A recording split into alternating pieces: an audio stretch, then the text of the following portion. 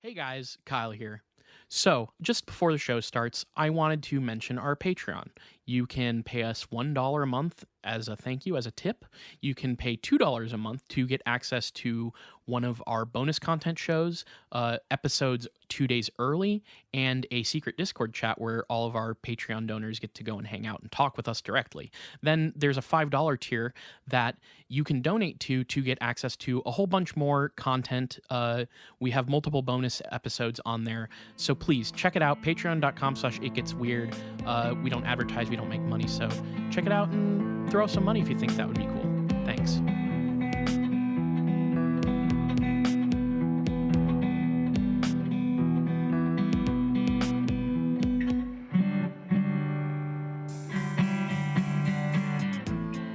Welcome to It Gets Weird, our comedy show where we explore the unusual, the unbelievable, and the unexplained to try and make your world a little weirder. I'm Kyle. And I'm Niall. And welcome back to another episode. We're on 311's Eve, I believe, if I'm counting my episodes correctly. Whoa. So next week Amber is the color of your energy. And honestly, I probably should have saved this for the intro of next week's episode instead of talking about the kind of. But I want people to be able to prepare. I have incredibly good news for you, Niall. Yeah. This is episode 311. Is it? Yeah, 100%. I know. Yeah. Then I have named this file incorrectly. Well, now I'm second guessing myself, but I'm pretty sure that this is going to be episode 311. And yes. We are officially in 311 mode. I'm really like struggling to make a poll that isn't Amber is the color of your energy. I know they did other songs. I think they did. The other big hit that I'm aware of is their cover of The Cure's Love Song. Oh, okay. Which is very bad. I don't know. Look, if you're a 311 fan, more power to you. All for it, whatever. But like a white boy reggae cover of The Cure's Love Song never really worked for me. It just didn't really go for it. Didn't really trip my fancy. Well, you know what? For me, if you're a 311 fan listening now, hell, even if you're not a 311 fan, here's what you got to do listening to this episode. You got to spark up a big fat blunt. You got to go kick it with a longboard on a beach somewhere. If you can unpack your old like Junko jeans. Kyle, you're not supposed to spark up a big old joint. You're supposed to pass the Dutchie. What the fuck? I've never heard that. Is that a 311 thing? No, it's a Buck-09 thing. Oh, but pass the Dutchie from the left-hand side. Buck-09. Oh my god. So I'm airing out my ska bona fides here right now. This is fun. Man. Definitely though, like just fucking vibe out with us this episode. I'm hoping this is really thematically tied to what we're talking about. It's really not. No? Not even close. In fact, I would say that this one is decidedly bad vibes in comparison to 311. So fair. But you know what? Are you cool if we just get into it? You know, I think with that kind of this like first couple minutes of the episode, take the time to get really stoned. Yeah. For what's about to come next. Well, this has been that brings about the It Gets Weird dab challenge, which I just invented, where you start taking a dab when we do the intro, and you finish when we actually start talking about the topic for the week. All right. Well, this show's about to have a body count. This is going to be the first death by marijuana, weed, whatever you want to call it, ganja. Yeah. I prefer ganja. This is going to be the first time that happens. So best of luck to all you out there taking the challenge. Go ahead and record yourself. It's like when you hold a breath when you're hold your breath when you're passing. I was about to make the most local fucking reference. It's like when you hold your breath when you're passing through Gnawbone. Is that a thing you're supposed to do? Yeah, there's the Gnawbone, Indiana. Yeah, I know Gnawbone. Yeah. I get they have great chicken. It's like a very, very small town. Now, a lot of people do this for cemeteries. I see. But I see. The whole thing is or tunnels. Cemeteries and tunnels are the most common things. But here in Indiana, we hold our breath when we go through Gnawbone. That I get the idea is Gnawbone is such a goddamn small place that you can hold your breath while you pass by it. Yeah, that's true. But if you're ever in Gnawbone, Indiana, check out the Gnawbone gas station and fried chicken place. real nice. Really? Okay. Yes, I've never legitimately. had gas station fried chicken in Gnawbone, I Indiana. I know it sounds fucked up, and honestly, it is, but I do highly recommend it. Anyways, go ahead and exhale now because we're gonna get into the Yeah, topic. we'll let people actually get going here. So So, Niall, yeah. while I got to dabble in the weird world of parapsychology, I found myself bookmarking a whole bunch of notable paranormal stories of ghosts and hauntings. Oh, cool. Since the parapsychologists tended to, I guess thoroughly is a good word, but like I wouldn't say very scientifically, investigate hauntings and psychic mediums. They did end up like generating tons of Yeah. information about these things. They really tried to undermine the whole 10,000 hours to become an expert thing. Yeah. Where Yes. like if you're not doing like good work in those 10,000 hours, you don't actually become an expert. You've just wasted a lot of time. Yeah. Unfortunately, that is true. Okay. But regardless, what they did serve to do is produce content for this show. Yeah, there you go. So I ran across some famous hauntings investigated by uh, an equally infamous psychical researcher. So the researcher. So Mhm. this week we're going to discuss Borley Rectory, the quote unquote most haunted house in England. Okay. Which that's such a that's no longer a bold claim to me. No. That's so many places claim to be the most haunted place in X place. Yeah.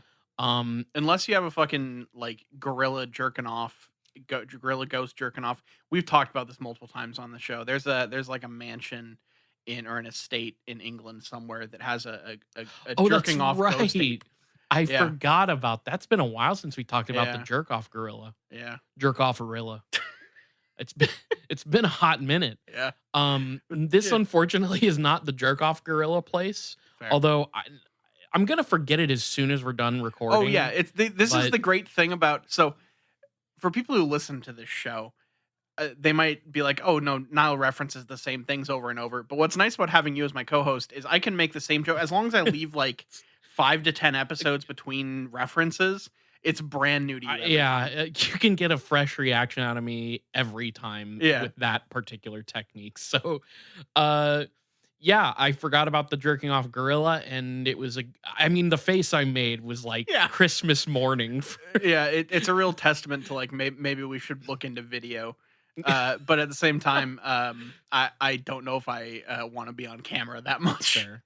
Well, Niall, Borley Rectory was a house in the Borley parish of rural Essex near the east coast of England, Okay. which, like, I know it says east coast, but I think Essex is like southern England, if I remember correctly. We've been there before for haunting and paranormal stuff before. It's like Okay. these rural places that dredge up a lot of paranormal stuff in England. Yeah, I am entirely like I don't know where anything is in England. Like I don't really either. I have a absolutely vague idea. no because like there are other places that have like geographical signifiers Yeah. for some reason. For some reason, to me, London could just be. I throw a dart at like England, and I would have absolutely no idea if it landed on any given place or not. You know? I have a vague sense that London is like closer to the center of England, but maybe a little bit more north, Okay. like slightly.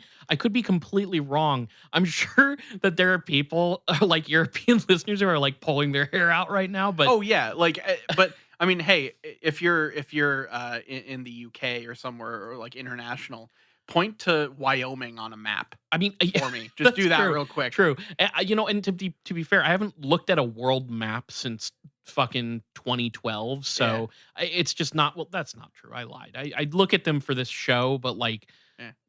I couldn't tell you guys what's going on over there in England. I really couldn't. I had a talking globe as a kid that ran. And what but did it say? Well, you could play like games where you had to like Oh. find things. Where's Don't- Australia? The only problem was like it. I don't think we ever actually replaced the batteries in it, so it died and then just became a globe with buttons that didn't work for like Nice. a decade.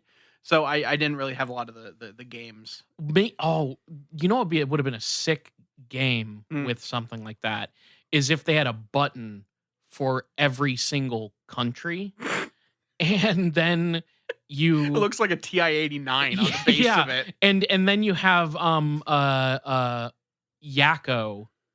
They have his song, and you have to press each button in order You to look like play you're the making a full fucking song. hip-hop Yeah, beat. yeah, You're that would've been awesome. You got your samples loaded up, and you have to, like, play Yakko's fucking song about the world. Yeah, yeah, it Ugh. would have been a great Animaniacs toy, so kinda missed the boat on that one, but, kind of would have been good. That's a lot of work to put in for, like, a single-use toy. Yeah, but it's worth it. Yeah, it's fine.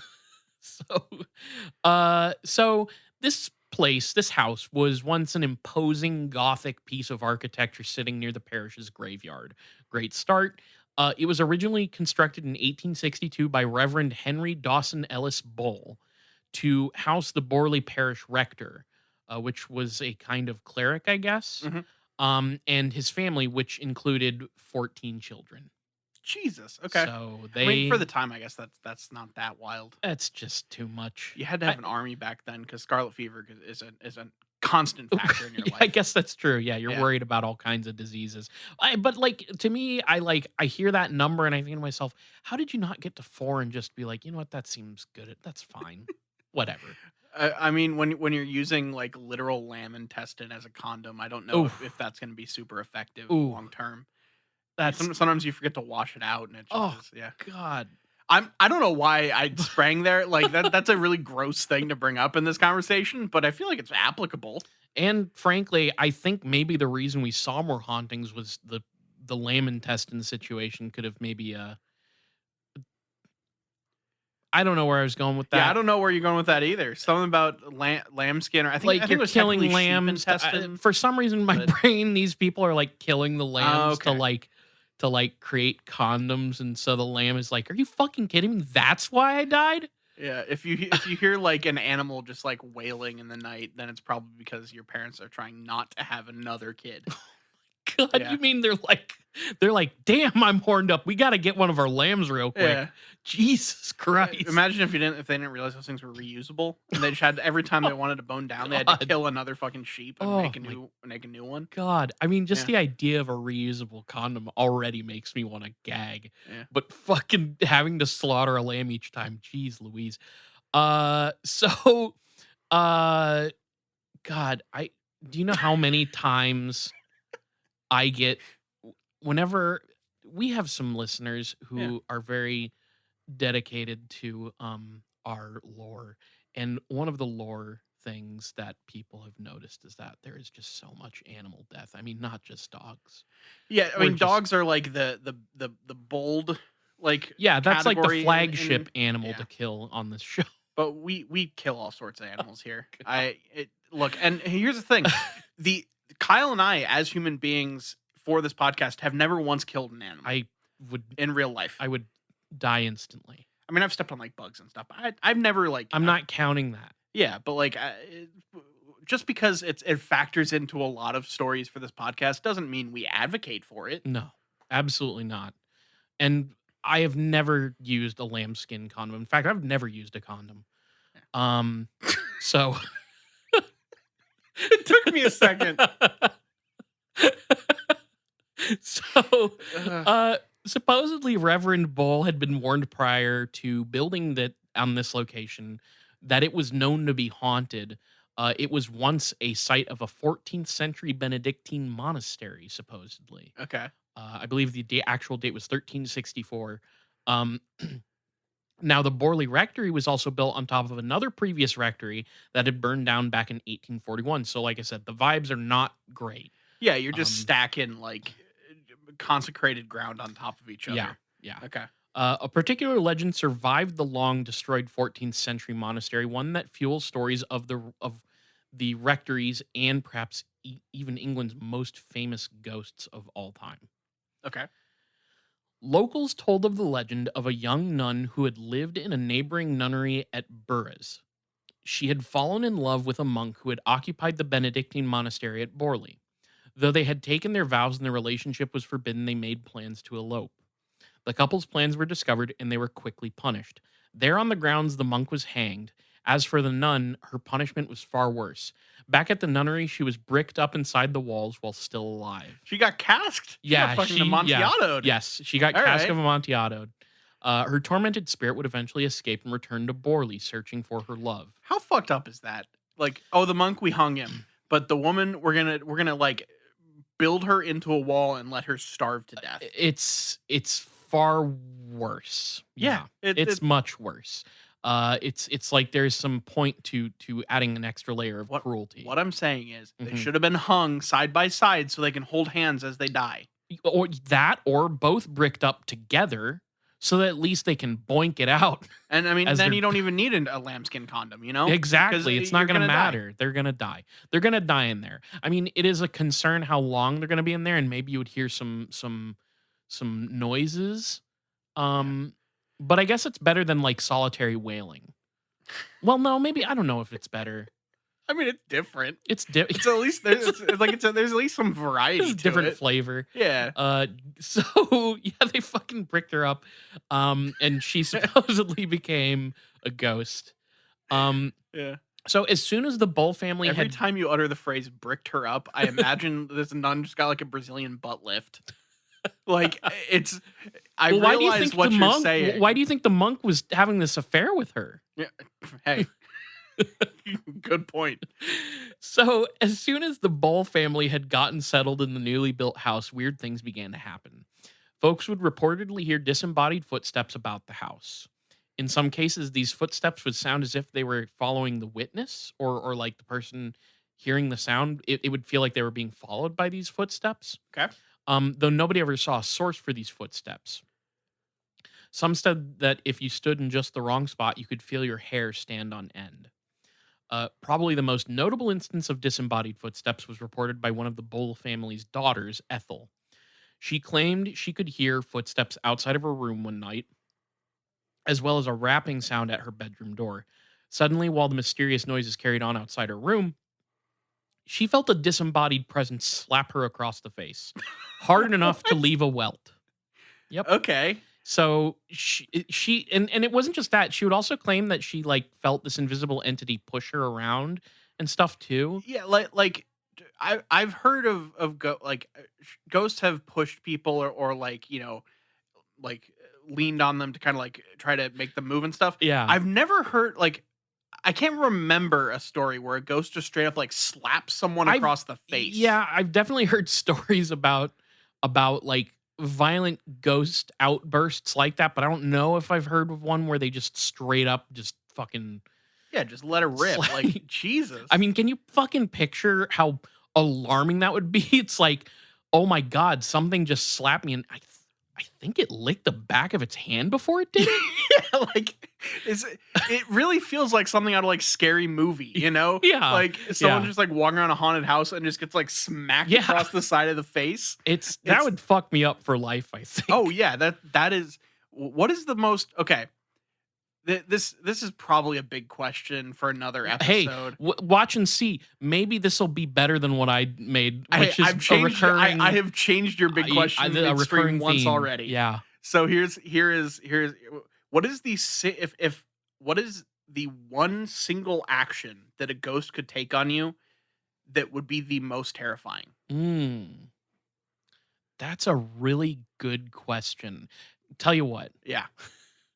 let's measure that question up with my question at the end of the episode. Okay. And we can See which one we decide got. whether we want to which one we want to answer. Yeah. I'll see what if I would I'll try to come up with a really good one. The for this problem one. with that question is like if I had to answer honestly, it would maybe get too real. Yeah, I mean But it I could come up with something funny. funny, yeah. So give me a I don't know what 45 minutes. Something like that, yeah. So I don't know. Your episodes usually hit 70. Yeah, so I know. Maybe an hour. we'll see. So Ethel's nursemaid Elizabeth Byford supposedly quit out of fear after working with the family for only 2 weeks.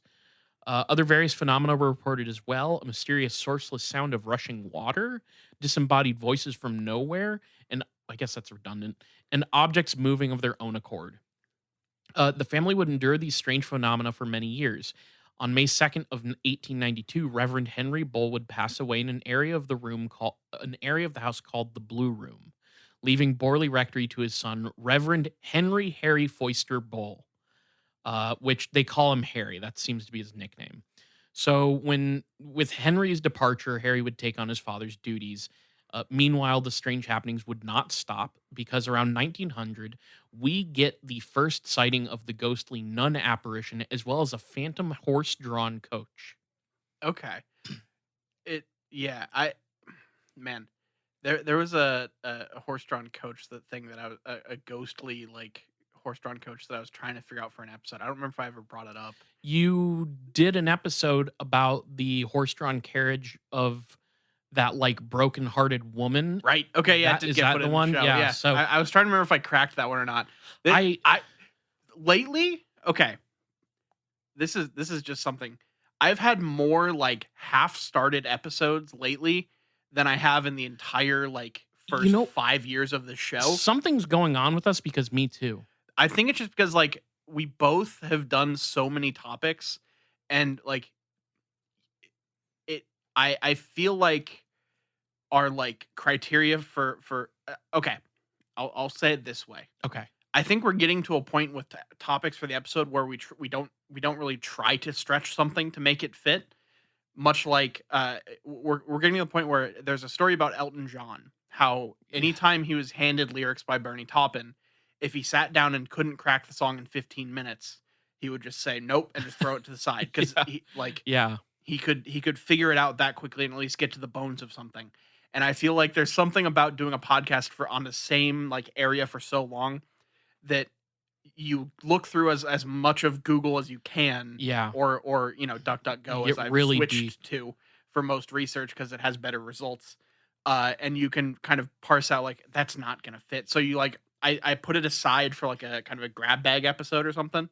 Yeah. No, and for me too, on top of doing exactly what you just said, I also end up, like, trying desperately to find books that, Mm. like, text from books that are maybe not available to me immediately. So, yeah, definitely. So if I can't crack that in 15, 20 minutes, yeah, I definitely set it aside. Yeah. So, What I'm um saying is we're like Elton John. yeah, exactly. Except this, We're the Elton Johns of podcasting. yeah, yeah.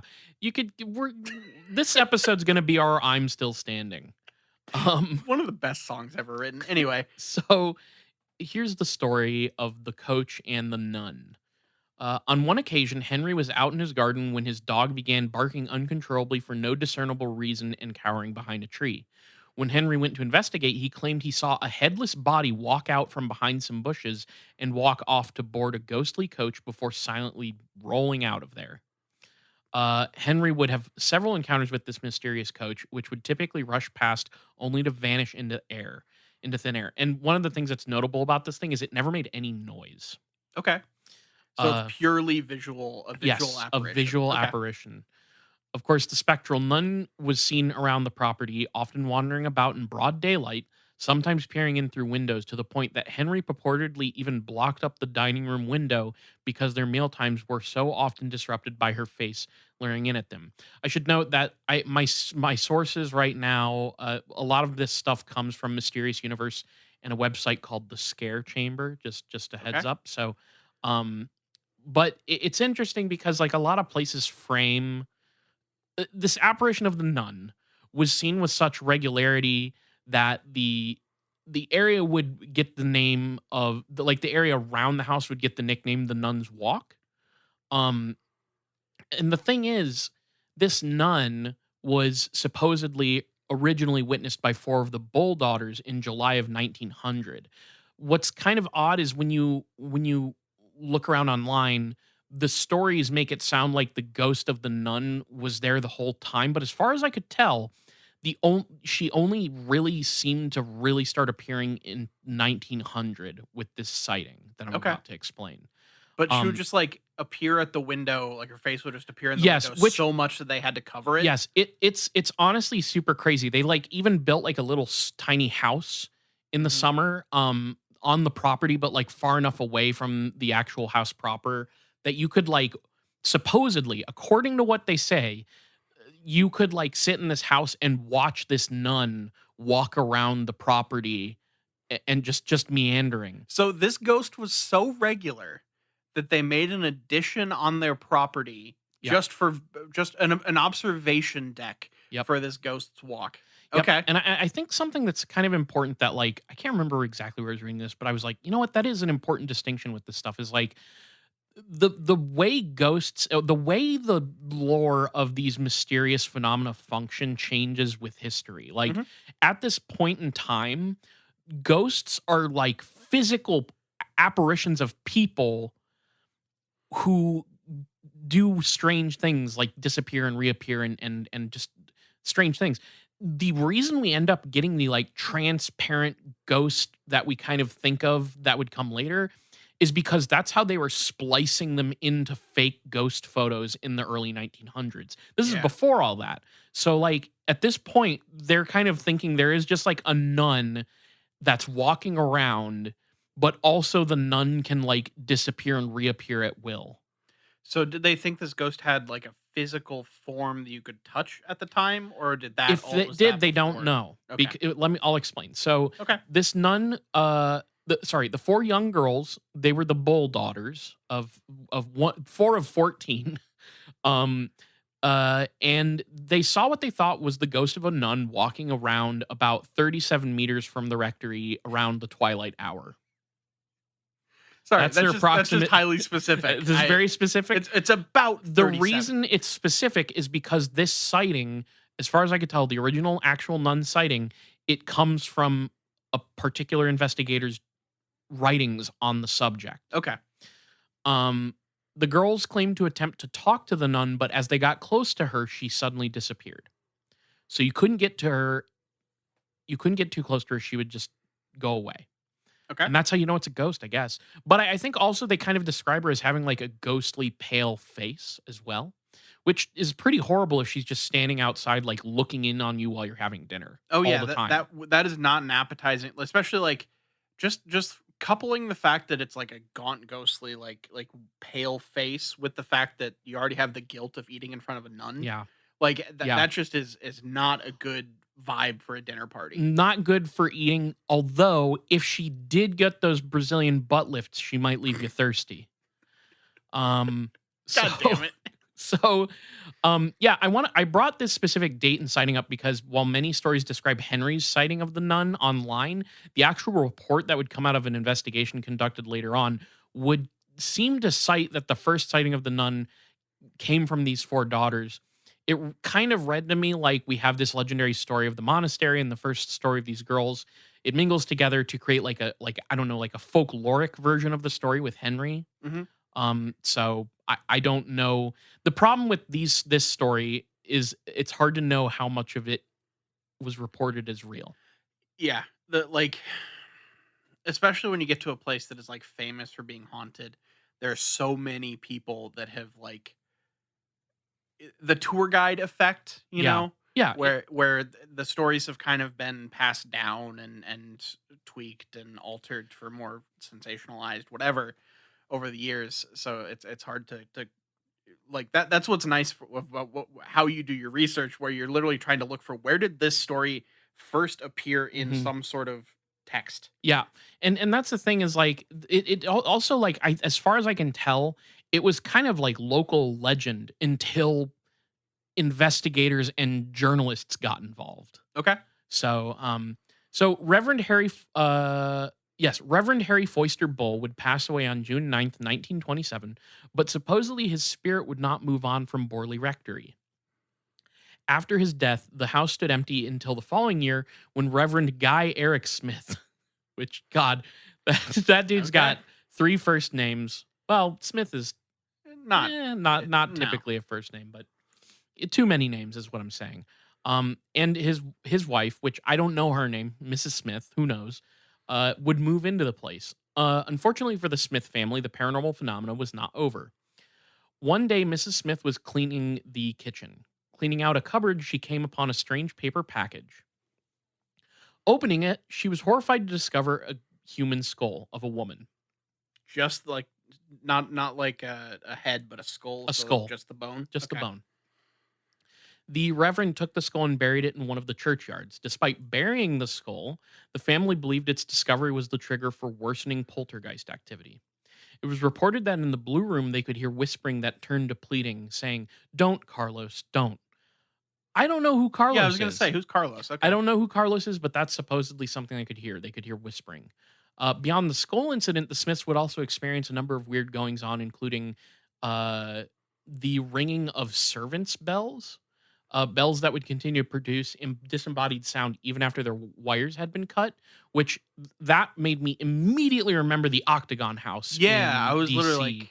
like, That happened there too, where they have like this weird house with, and one of the things that they claimed was happening was these bells would go off that were presumed, I believe, electronic at this point. Um, uh, would just maybe they weren't. I don't know. I don't. I thought they were just like mechanical, but They might I be at this point in time. I can't remember what date I said. 19. I think I said 1927. So maybe not electric, but they they would like cut the wires and then the bells would still ring, yeah. which I don't know if maybe there's some sort of weird mechanical fault that allows them to do that. I don't know. Um, but then lights would appear in windows, odd smells, objects would move around on their own, and even more of the classic disembodied footsteps. Mrs. Smith even claims to have seen the same ghostly carriage piloted by the two headless phantoms that the Bull family had witnessed. Now, again, remember, this is local legend still. Mhm. People are aware of this, just like in a kind of small area. After enduring these strange things for a number of months, the Smith family decided to contact the newspaper, the Daily Mirror. So in June of 1929, the Daily Mirror sent out a reporter named V.C. Wall to get the story of Borley Rectory from the Smiths. This led to a series of articles about the strange stories surrounding the property and the phenomena the Smiths claimed to be experiencing to get published in the newspaper. And then through contacting the newspaper, the family was also put in contact with not only the Society for Psychical Research, but the now notorious paranormal researcher Harry Price. Now, if you remember, Harry Price, I mentioned on the psychical research episodes because he is a guy who has a falling out with the SPR. Um, he actually had his own rival organization called the National Laboratory for the Psychical Research. And he had once been a member of the SPR, but he had split from the organization due to a number of disputes. Most notably, this was in the investigation of a decidedly fraudulent psychic medium named Rudy Schneider, who I briefly looked into. And I discovered that apparently this dude would occasionally orgasm during his seances. Uh, Okay. there, Interesting side effect. there is straight up a book that talks about this fact that I desperately need now called Psychoanalysis and the Occult, Okay. which is a book written for me. Yeah, um, that sounds interesting. but then the SPR also disagreed over this really weird thing where Price wanted to pay psychic mediums to get tested, like pay them money. Which the Okay. SPR was like, no, we're not paying these people. Yeah, like that encourages more people to come forth and get like Right. yeah. That's exactly it. Okay. Yeah. So Price showed up to. There's also we'll kind of briefly get into it, but we can't because he's a whole episode. But there is the fact that Price is kind of looked back upon as a bit of a huckster. Okay. So Price showed up to Borley Rectory on June 12th, 1929, and with his arrival, so too came some extra paranormal phenomena. So during his investigation, he would report that he had seen objects fly through the air, stones or objects thrown by some invisible force, and cryptic messages tapped out on a mirror. On another occasion, Price and his assistant claimed that a glass candlestick had hovered in the air by their heads and smashed itself against the wall to send shards showering everywhere. He also claimed to have seen the apparitions of the nun, the headless coach drivers, and even the ghost of Henry Bull himself. And they even managed to allegedly photograph an apparition, yet many of these phenomena Price spoke of were not witnessed by the Smiths themselves, and they would later doubt that some of it had ever really happened at all. Like, Mrs. Smith straight up is quoted as saying, like, I knew from the start that this guy was fraudulent and creating things. This guy sounds like he really wanted to get the whole shebang. You know, Yeah. like I realized that being able to say all of this crap that he saw it makes for a better report. Yes. Uh, but when even the people that like live on the site that are like, "Hey, this place is haunted," are like, "You're full of shit." Yeah. That I think that does say something. Yeah. Nevertheless, they had experienced enough paranormal phenomena of their own that they ended up moving out of the rectory in 1929, less than a year after moving in. Price would report on what he had seen in the papers, and this is when the story of Borley Rectory would hit the public consciousness. Okay. So the Smiths would move out of the Borley Rectory on the 14th of July, 1929. And then the next year, on October 16th, 1930, a first cousin to the Bull family named Reverend Lionel Algernon Foister would move into the house with his wife Marianne and their adopted daughter Adelaide. Despite another changing of the guard, so to speak, the paranormal activity only intensified. Now things were disappearing without a trace, while objects the family didn't recognize appeared from nowhere. Items were thrown at the couple, and on one occasion, an item hit Marianne so hard she was left with a black eye and cut face. Wow. Okay. Numerous times, Marianne was thrown out of bed. Fires would break out spontaneously, and doors locked and unlocked of their own accord. Then strange and mysterious messages began to appear on the walls of the house. Often addressed to Marianne, the messages read, "Marianne, help get," "Marianne, light mass prayers," and "please for help and prayers." The young daughter Adelaide would claim she was attacked by, quote, "something horrible," but I couldn't really find any details on what that horrible something was. So it's I, just a vague, I like, I was yeah, attacked by something. No, no idea if it was like a ghost or a yeah. monster or I'm whatever. assuming it was meant to be a ghost, but it's just quoted as something horrible. And poor Adelaide was supposedly was even a victim of the phantom door locking because she was somehow locked alone in a room by supposedly an invisible entity. Okay. Naturally, Foister attempted to perform an exorcism on Borley Rectory to dispel whatever force that was attacking their home. But he was swarmed by bees. Yeah, yes. Yeah, we had to Sorry. postpone the exorcism due to a bees I situation. just rewatched the original Amityville Horror. Is that I don't know if I When the priest comes to try to like bless the house that they buy, he gets attacked he by gets bees? like swarmed by bees and leaves. I vaguely remember. Yep. Um, in fact, Foister had the place exorcised twice because after the first attempt, he was spontaneously hit in the shoulder by a stone the size of his fist. Oh. Oh, and also a babysitter gets locked in a closet by a spectral force in that movie too. Nice. So a lot of they're pulling on Hit- actual fucking lore. I all the guess. hits, all Yeah. the hits. Haunted houses. There Yeah. you go. It's important to note, I think, that all the stories I've mentioned survive to this day because of a couple different sources. So, like I said, some of it has been salvaged from newspaper articles during the Smith Foister era of the rectory, while then another pretty significant majority comes from Harry Price's reporting. And then from October 1930 up until October of 1935, when the Foister family would finally move out of Borley Rectory due to the Reverend's poor health, Lionel Foister would keep a journal recording all the paranormal happenings in the house. And then this journal would be sent to Harry Price, who would again want to come back out and investigate. Mhm. So at this time, the church had given up on finding anyone to take over the parish. They put the rectory up for sale and it sat vacant for 2 years. But then Harry Price contacted the church. He wanted to rent the house for a year for a paranormal investigation. They agreed, and on May 2nd, 1937, Price placed an ad in the Times.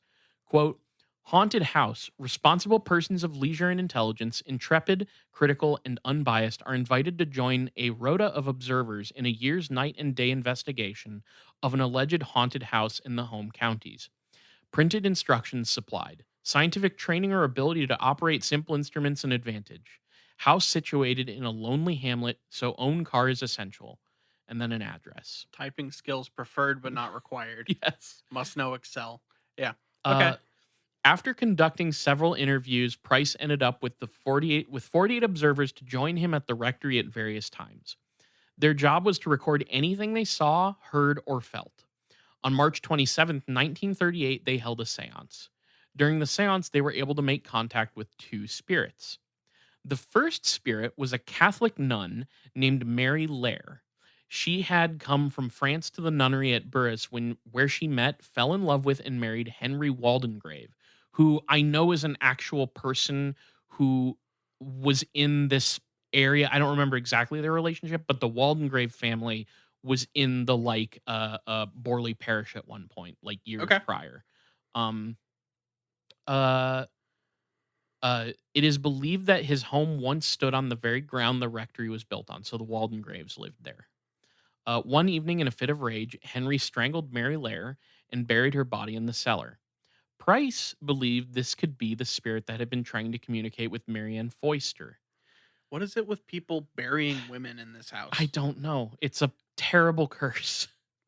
This is It, the it, house that compels you to bury women. it's like that like meme of like, if I had a nickel for every time someone like buried a woman in this house, I would only have 2 nickels, but that's That's too more. many. Like Yeah, that's more than it should yeah. be.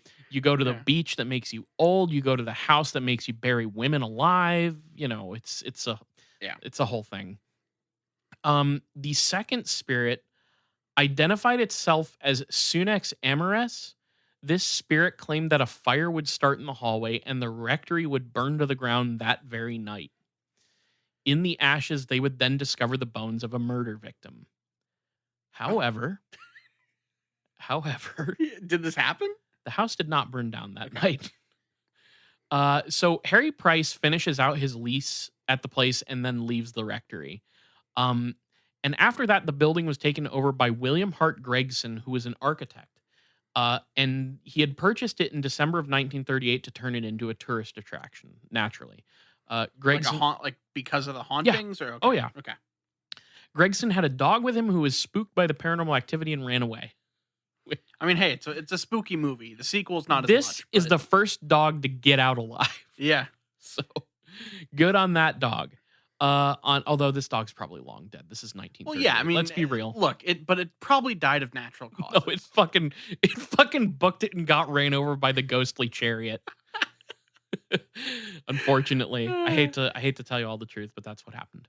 On February 27th, 1939, while unpacking his belongings, he bumped into an oil lamp in the hallway. The building caught fire and burned to ruins.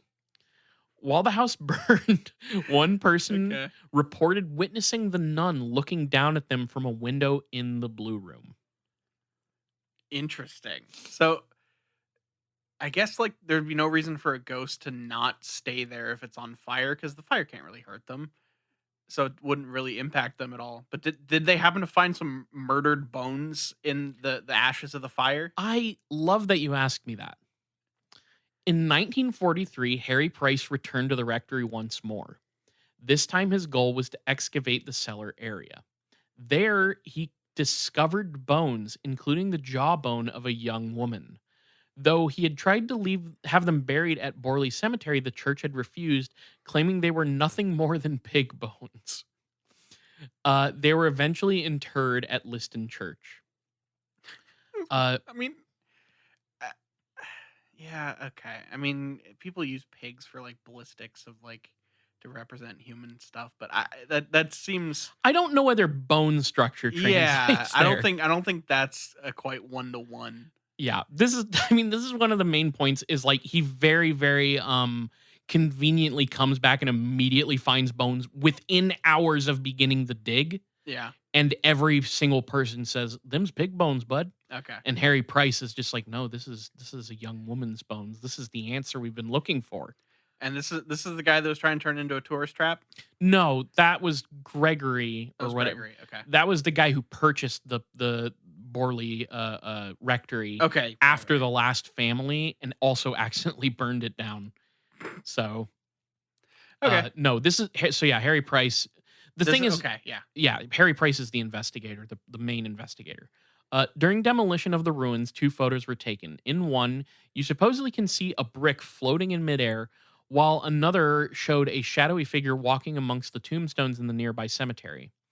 After this, ghostly activity moved, centering mostly in the church and the cemetery, supposedly. Now, I do have the photo of the brick. I don't know about the shadowy figure, but if you can see this house here, right? I'm showing Niall. Yes, I can see it. And then this is supposedly a floating brick in that photo. Honestly, from over here, that just looks like a door handle to a door. But it isn't like it. Yeah. But it's in the positioning of it. It could just be like a weird piece of the house. It doesn't. Yeah. It could be anything. It could be anything. Someone tossed a brick into the air and then Yeah, took a and took a picture. photo, kind of like how you do UFO photos back in the day, Yeah. you know? Or like how Salvador Dali would throw cats in buckets of water Yeah, and take pictures. yeah, or oh, that dude was so fucked up. Yeah. The cats, the throwing cats doesn't even scratch the surface. The No, fucked that's up just shit like that he would that's do. like I know, the yeah. funny like example of the stuff Well, he did. you reminded me of the fucked up shit he did, and had to think for a moment, like, is there anything funny that I can bring up about that? And I decided immediately, no, no, don't. There isn't anything funny about Salvador. Look, He was a really fucked up guy, some people have to suffer for art, and and it's usually namely not the people. artist. I was gonna say, namely, it was people around Salvador Dali. Yeah. Um, Oh fuck. So the haunting supposedly continues at the church, and it definitely continues to be investigated. It's still like a point of interest. The hauntings will continue until morale improves. Yes. Yeah. The hauntings will return in uh Borley Rector 2. There you I go. was really trying so hard to. I don't know what it is, but Borley Rector does not stick in my brain No, easily. when you first said it, I was like, "Is that a person? Is that like what is Borley Rector?" Borley is like a weird ass name, and then rectory is just like a word that you never use in a day to day way. So it just does not. It does not stay in my brain. Yeah, it's not a catchy title. No, Maybe rebrand it if you're gonna turn it into a tourist destination. call it the fucked up nun house. Call it the most haunted house in Britain. That's interesting. Yeah, They did do that. yeah, that's what I'm saying. That's how you get people to show up. Yep. So, many claim to hear organ music and the footsteps and the opening and closing of doors. Some people claim to see the nun still. Eh, Why the organ music? I don't know, frankly. Okay. A church? Yeah, but Stuff. Like the haunting continues in a church. yeah. So Okay, that's fair. I guess the nun like was sick of like watching people eat their dinner and decided to take up music as a hobby. Look, So after however many years it's been since she was buried alive in a wall, she's got to find new hobbies. yeah, yeah. Um uh Supposedly there's some dumb shit where like I guess in the 1940s there were some army officers stationed nearby and they used the site just like as a place to stay, and they claimed that they had an uneasy feeling and that stones were thrown at them. That's all I got on that That's story. because they were soldiers. Fuck you. Yeah, wow. No, I'm kidding. And then there's like reports in the 1960s of like car headlamps and like flashlights like suddenly going out.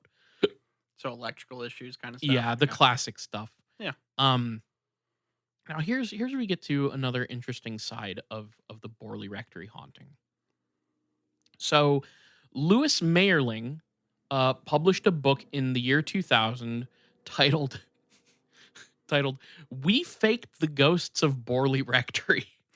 That's a real Very I- on the nose. That's a real if I did it, this is how I would have done it kind of title, you know? Yeah.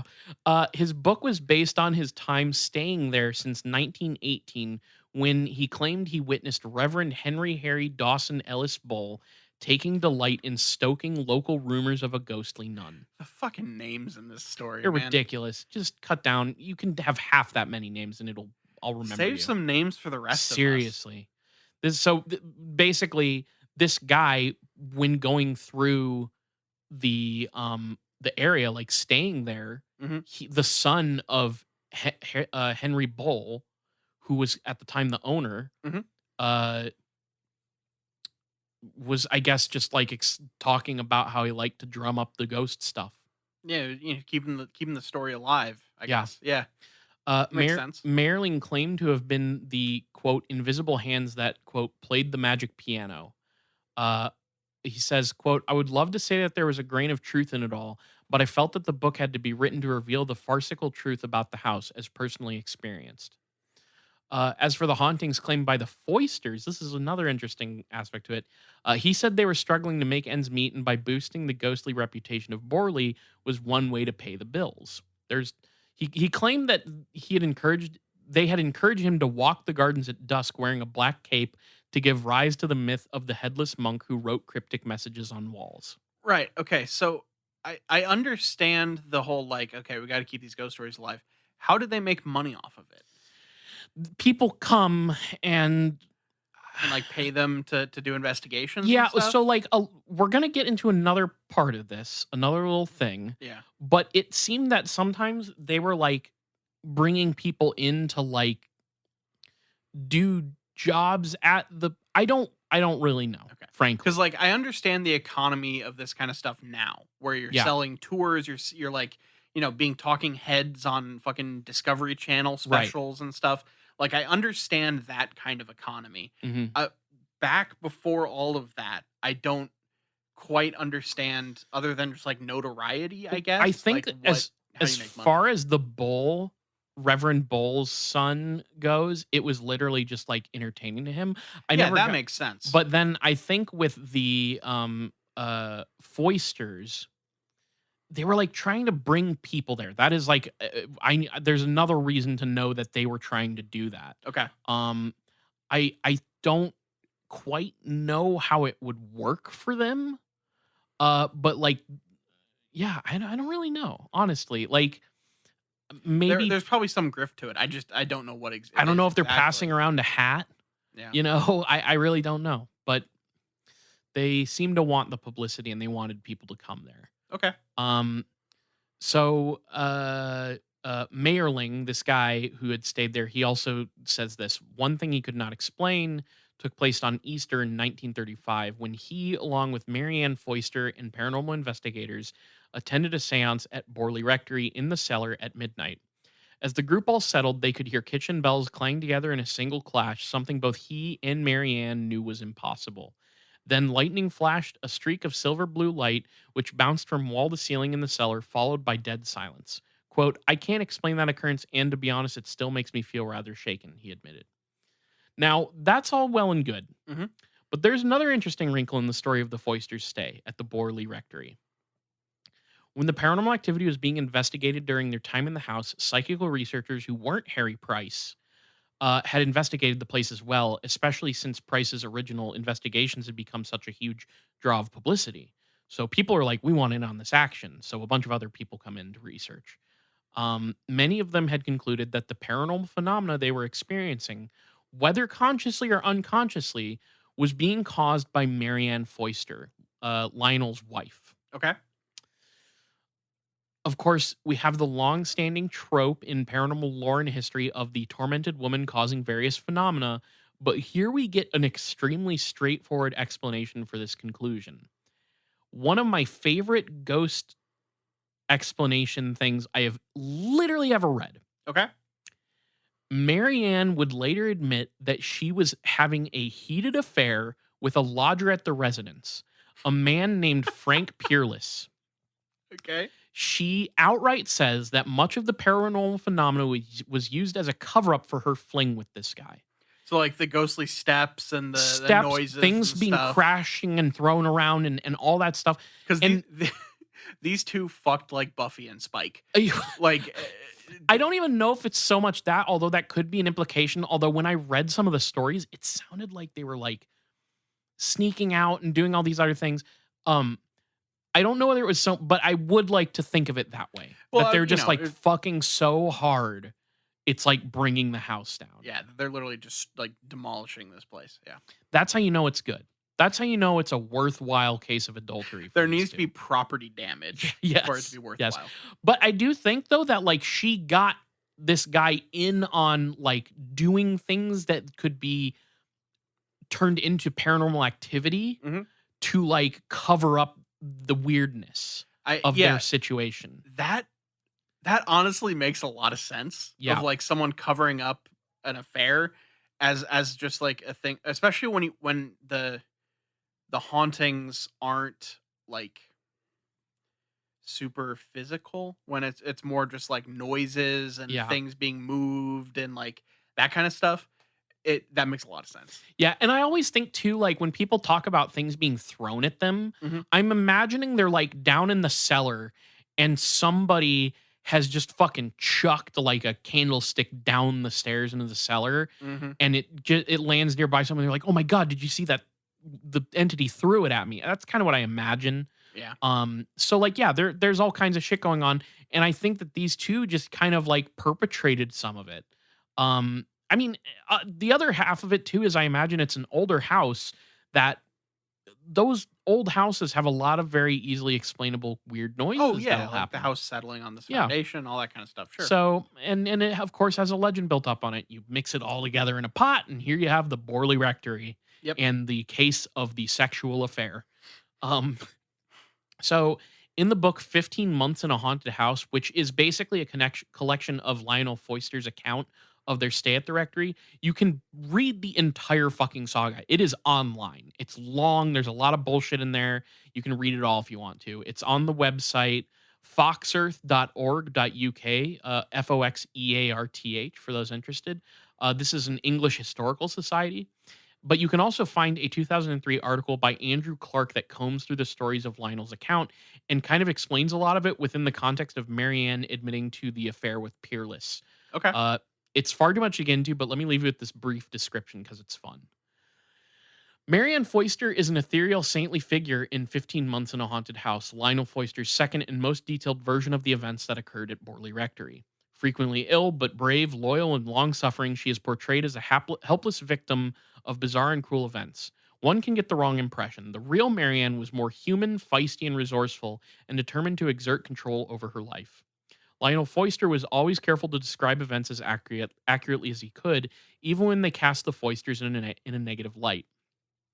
However, the characterization of the participants was so bland and anodyne that it is hard to identify with them at all or to understand their psychological state.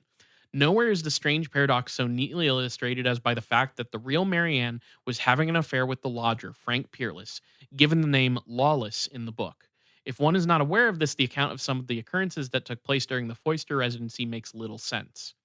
Frank Peerless, self styled Francois de Arles, was a Cockney fantasist who insinuated himself into the Foister household. He would recognize him, we would recognize him as a small time con man. He liked people to think that his trade was as a quote master florist, though he turned out later to have little talent or enthusiasm for the job. He had actually sold flowers from a barrow in the street outside one of the London cemeteries.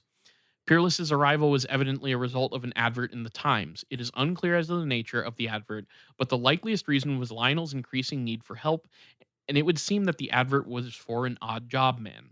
Okay. So, beyond all of the aforementioned reasons for likely hoaxery, we of course have our prime paranormal investigator, Harry Price himself. Once again, this is a story that's far too lengthy to explore in one episode, but let it be known that the SPR and much of the investigators of Price in the history of paranormal phenomena following his death in 1948 do not look kindly on his work. Fair.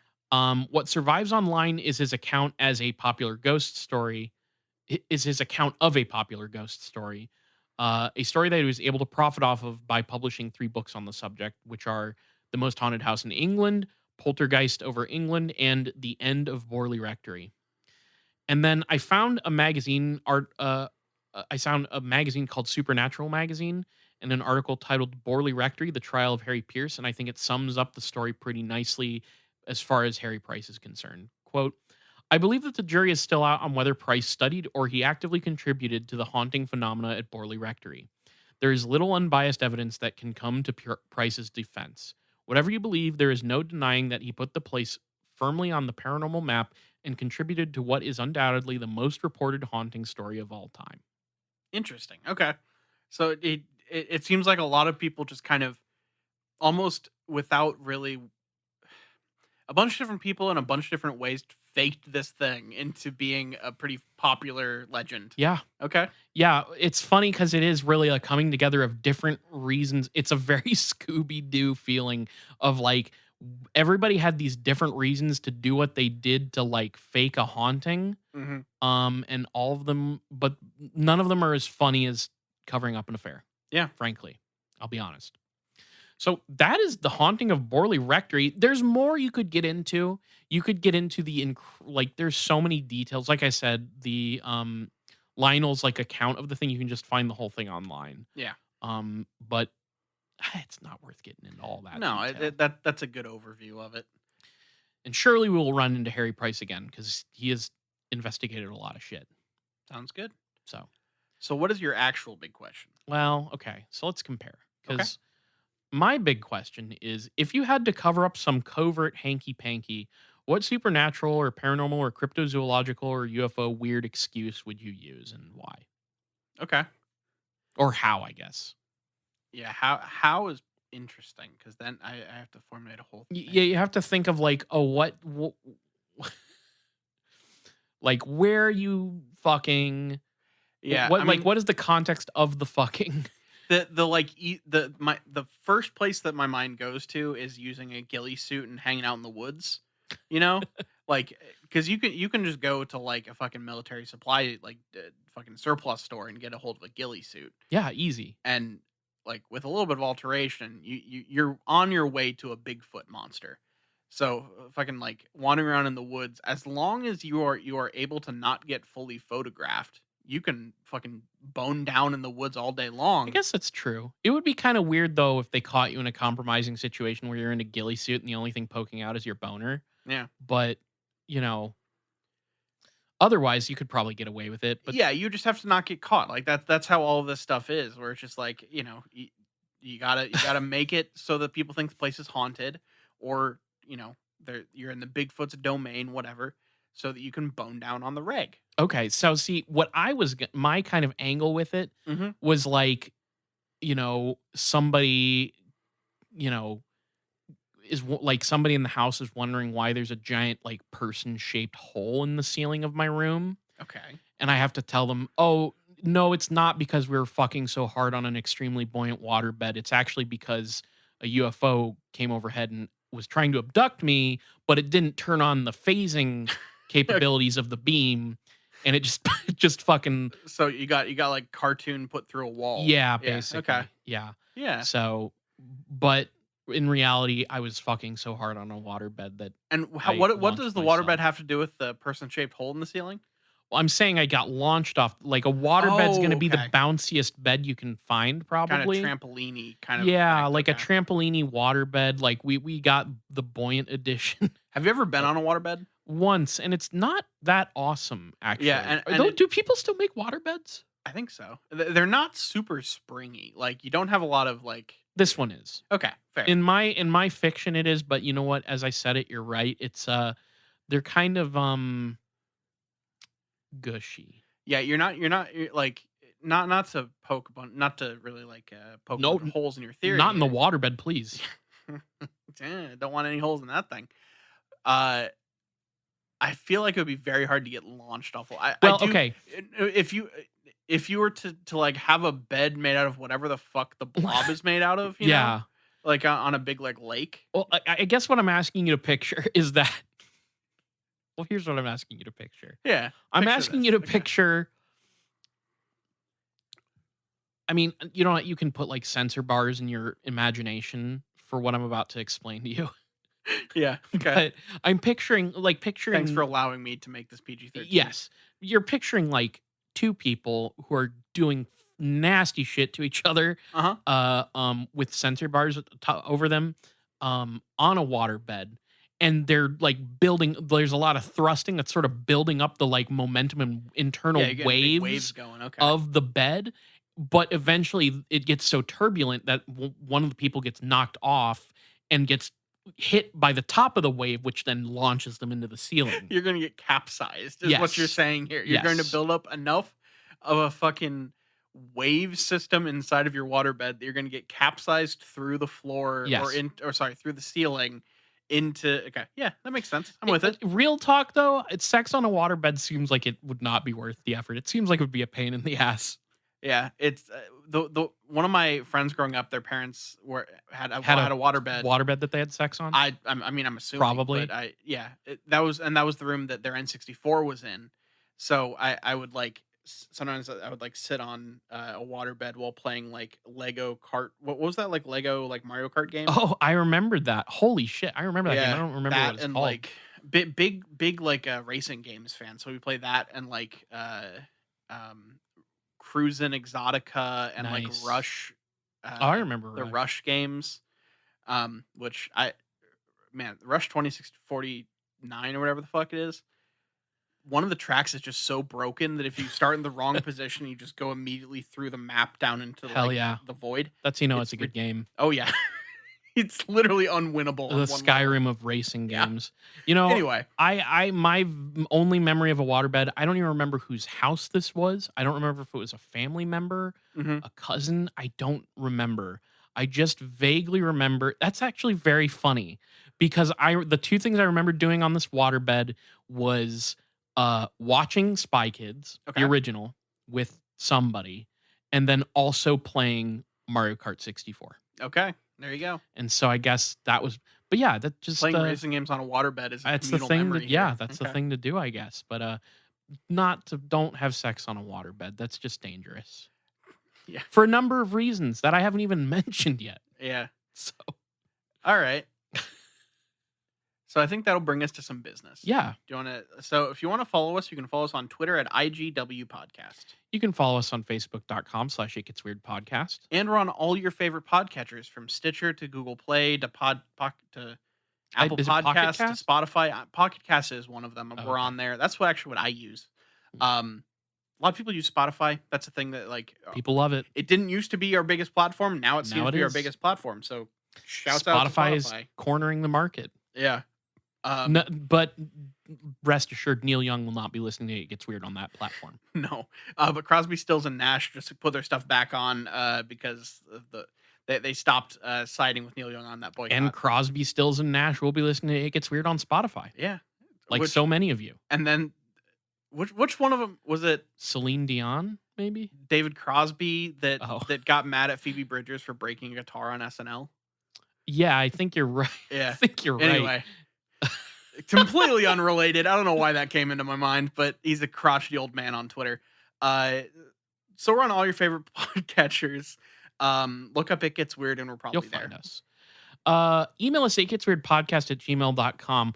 We had that very heartwarming email from a listener recently, and that was a email to come into the Patreon pipeline. So Mhm. hey, that's a fun time for everybody. Go ahead and email us. We'll read it out loud if you want us to. I guess that is a hey, and if you don't tell us not to, we will just do it anyways. So we're the opposite of the old comic book, put safe to print. It's going to be that way until we start. If we ever start receiving more emails than we can handle. Fair. But until then, hey, we'll read that shit on the show easy. Patreon.com/It Gets Weird. We have a $2 tier and a $5 tier. At the $2 tier, we have It Gets Weird TV, where we're watching a weird fucking TV show. Right now, we're in the middle of season 2 of Gravity Falls, which has been a lot of fun. And there's a whole backlog of that show. And then at the $5 tier, you get, in the off weeks of It Gets Weird TV, you get an extra bonus show. That's either my show, Niall's show. Sometimes Garrett has a show on there. We watch movies, do commentary, things like that sometimes. So at the $5 tier, you're getting bonus content every single week. And there's a huge backlog. So go ahead many and there's so episodes. much shit on there. I don't know how many hours it is. I should give it. Someone did a count like a year ago, and it was a lot. Seemed absolutely ridiculous to me. So we have a ton of bonus content on there. So please donate if you can. There's also a $1 tier that you don't get anything out of it. You're just kind of kicking us a tip saying, hey, I like your show. If you can't donate, we understand, but please tell your friends, tell your enemies, tell your congressman all about It Gets Weird podcast. All right. Thank you all for listening. This has been It Gets Weird, and I've been Niall. And I'm Kyle signing out.